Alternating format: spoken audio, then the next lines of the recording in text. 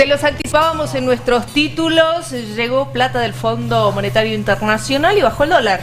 Enfrió por lo menos la plaza y lo hace un día lunes, después de una semana en que escaló una buena porción de su precio y lo puso por sobre la banda superior de esas dos en donde va fluctuando el dólar tras la salida del cepo.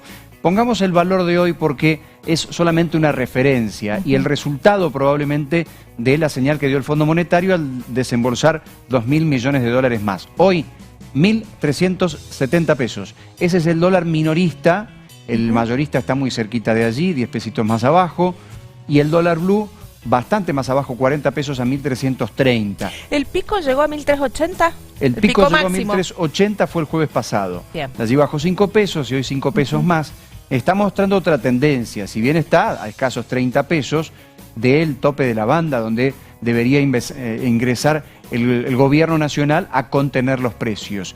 Pero esto, de alguna manera, está mostrando que se recupera cierta tranquilidad en el mercado cambiario que se había visto un poco enrarecida por la inminencia de las elecciones, sí, faltas de acuerdos políticos, lo que pasó en el Senado Nacional, la misma liberación de mayor cantidad de pesos a partir de la salida de algunas letras de deuda del gobierno y también, por supuesto, de lo que implica el tiempo de aguinaldos en la economía. Fíjate, vamos a ir particularmente a lo que significó hoy la adecuación del acuerdo con el Fondo Monetario Internacional, que es una de las claves de estos últimos días, porque el Fondo Monetario cumple con este segundo desembolso. Primero había liberado 12.000 millones cuando salimos del cepo, sí, en la readecuación del acuerdo que establecía un total de cerca de 20.000 millones.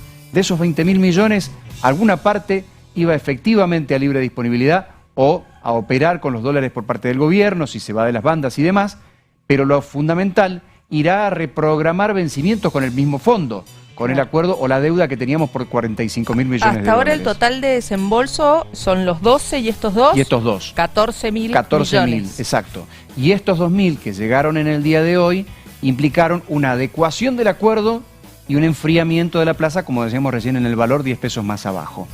¿Qué implicó? Bueno, las reservas, por lo tanto, con estos 2.000 millones, estuvieron en 43.020 millones, más o menos 43.000 millones de reservas.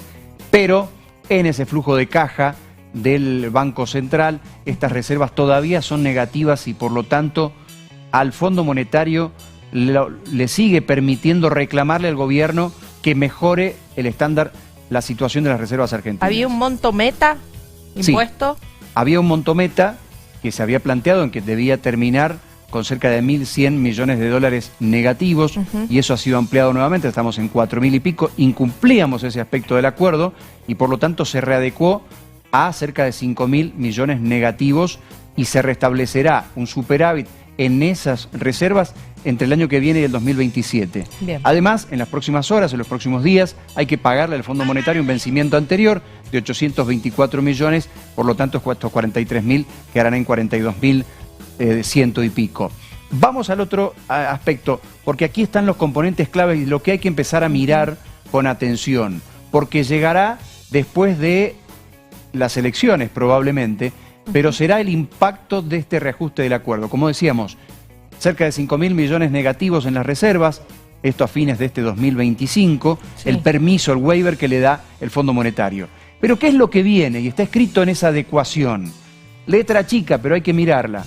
¿Cómo el gobierno argentino se compromete a cumplir las metas con controles de pensiones por discapacidad y asignación universal por hijo? ¿Qué dice acá? ¿Que va a haber menos? ¿Que le van a sacar el beneficio a algunas personas? Acá va a haber discusión. No, dice el gobierno, lo que se va a hacer es limpiar los padrones porque ha habido abuso, particularmente acá, en las pensiones por discapacidad.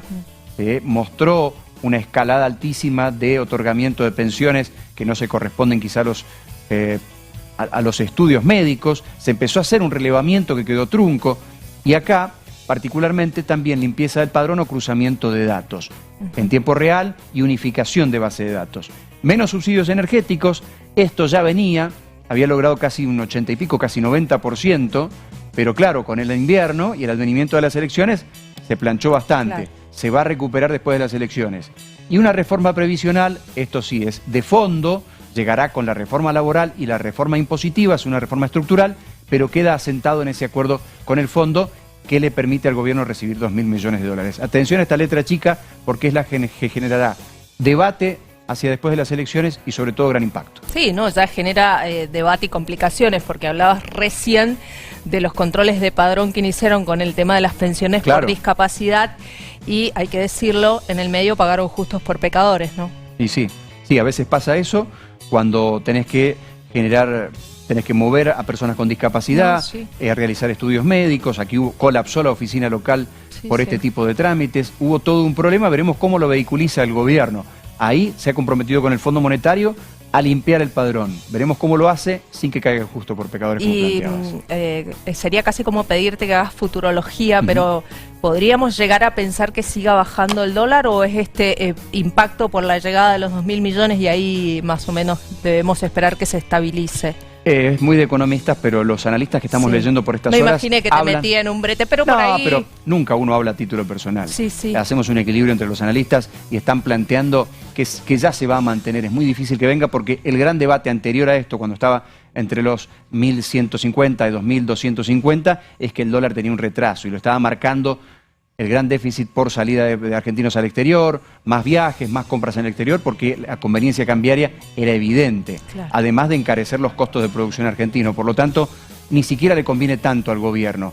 Va a asumir seguramente que ese impacto de la suba del dólar llegue a la inflación, al aumento de precios, pero le conviene más quizá al sistema productivo argentino que se mantenga en esa banda. Veremos cómo lo hace, porque a eso hay que respaldarlo detrás con dólares en el mercado de cambios. Bien, Pablo, muchas gracias. Sigan quedándose ahí, porque en un ratito nada más vamos a hablar de la remarcación de precios. Ya llegan nuevas listas a partir de la suba del dólar.